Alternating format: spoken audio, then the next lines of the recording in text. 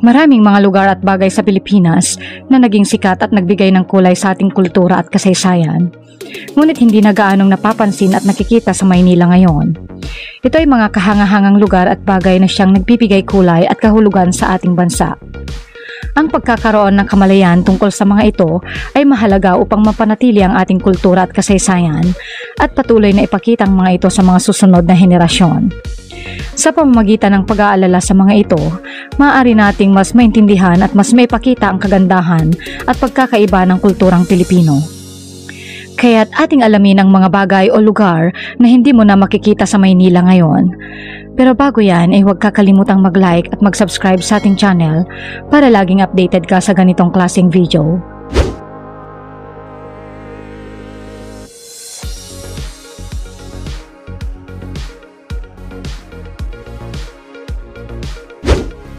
Manila Grand Opera House. Ang Manila Grand Opera House ay tinatag noong 1900s at matatagpuan sa Rizal Avenue sa Santa Cruz, Manila. Ito ay nagbibigay ng lugar para sa mga taong nais magtampok ng mga kultural na kaganapan sa pamamagitan ng medyo classical na paraan. Sa panahong iyon, ito ay tinuturing na pangunahing cultural center ng bansa at nagpapamalas ng mga produktibong pagtatanghal sa musika, opera at teatro. Ito ay isa sa mga pinakamodernong teatro sa Asia dahil sa mahusay na ventilasyon at malawak na lugar na may advanced na audio at lighting equipment. Gayunpaman, dahil sa mga digmaan at kalamidad sa Pilipinas, naapektuhan ang operasyon ng Manila Grand Opera House. Ang pag-usbong ng telebisyon at sinehan ay nagdulot ng pag-decline. Sa huli, noong 1970 ito ay tuluyan ng dinemolish. JD Transit Bus. Ang JD Transit Bus ay tinayo noong 1940 ni Vicente Heras. Ito ay minsan nang naghari sa Kalakhang, Maynila.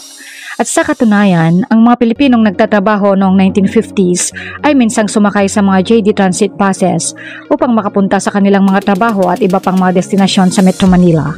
Ang JD Transit ay naging kilala dahil sa kanilang malinis at modernong mga bus na hindi pa karaniwan noong mga panahong iyon.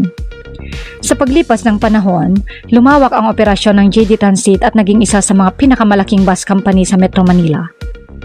Sa huling bahagi ng dekada 80, ang kombinasyon ng oil crisis, mga welga ng mga union at mga paglitaw ng mga bus companies ay nagdulot ng paghina sa negosyo ng JD Transit. Hindi na ito nakabawi at nagpasya ang kumpanya na isara na ang kanilang operasyon.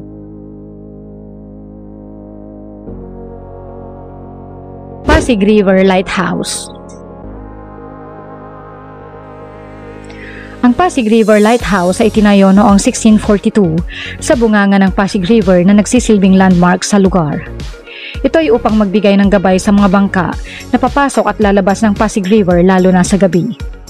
Ang unang tore ay may 49 talampakan o 15 metro, ay isang 5 palapag na tore na gawa sa bato na may kasamang gallery lantern room.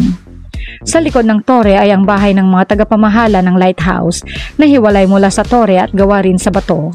Ito ay tuluyang dinemolish noong 1992. Sa kasalukuyan, ang Pasig Lighthouse ay hindi na matatagpuan sa orihinal na lugar nito. Ngunit ito ay naipapakita pa rin sa mga larawan at iba pang dokumento bilang isang mahalagang bahagi ng kasaysayan ng Pilipinas. Manila COD Christmas Display. Ang Manila COD Christmas Display ay isa sa mga pinakasikat na holiday attraction sa Cubao.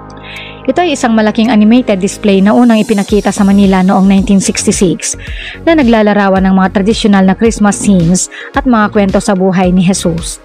Ito ay kinabibilangan ng malalaking Christmas tree na may maraming mga ilaw at mga palamuti, mga tao at hayop na naglalarawan ng mga tradisyonal na Christmas scenes. Ito ay nagbibigay ng di matatawarang saya at sigla sa mga tao, lalo na sa mga bata tuwing holiday season.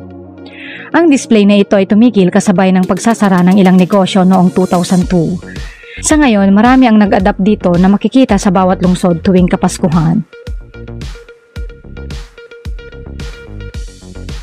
Botica Boy.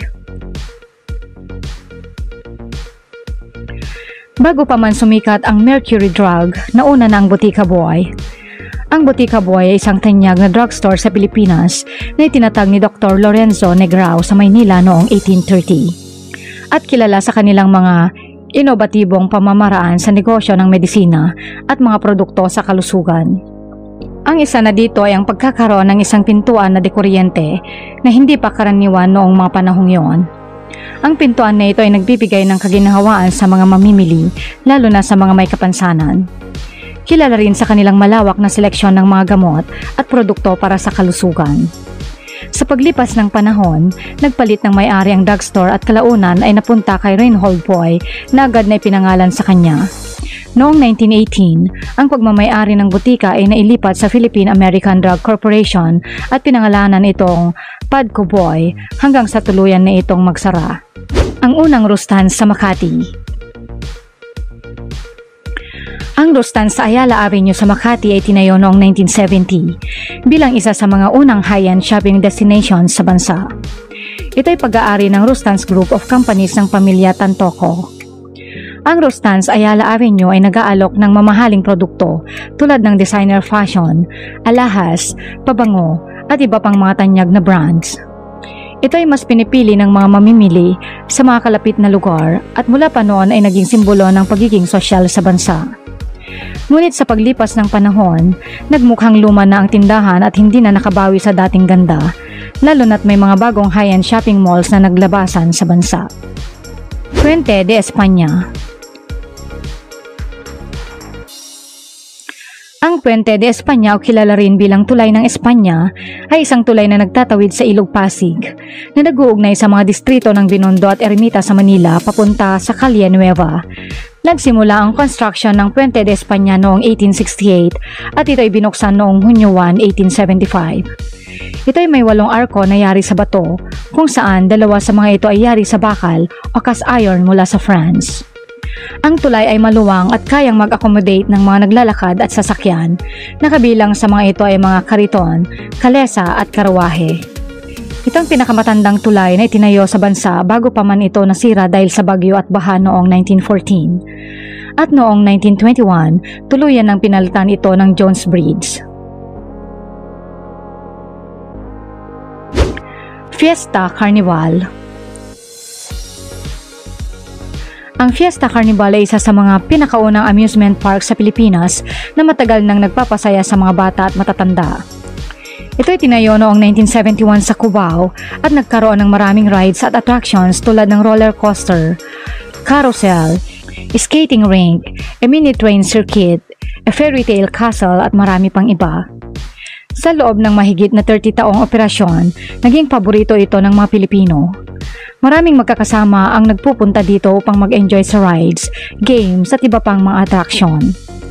Sa pagdating ng mga mall-based entertainment, computer gaming at pag-angat ng mas malalaking theme park noong dekada 90, unti-unting nawala ang gana ng mga kabataan sa Fiesta Carnival. Kaya't noong early 2000s, nagpasya ang Araneta Group sa Cubao na isara na ang park at magbigay daan sa ibang mas patok na negosyo. Lechero. Noong panahon ng ating mga ninuno, ang mga lechero o mga nagbebenta ng gatas ng kalabaw ay isa sa mga karaniwang hanap buhay. Dahil hindi pa ganap na umiiral ang mga modernong teknolohiya, kailangan ng mga tao ang mga lechero upang makapagbigay ng gatas sa kanilang mga tahanan at sa mga kalapit na komunidad. Ang mga lechero ay naglalakad sa mga kalsada na may dalang bote ng gatas sa kanilang mga balikat.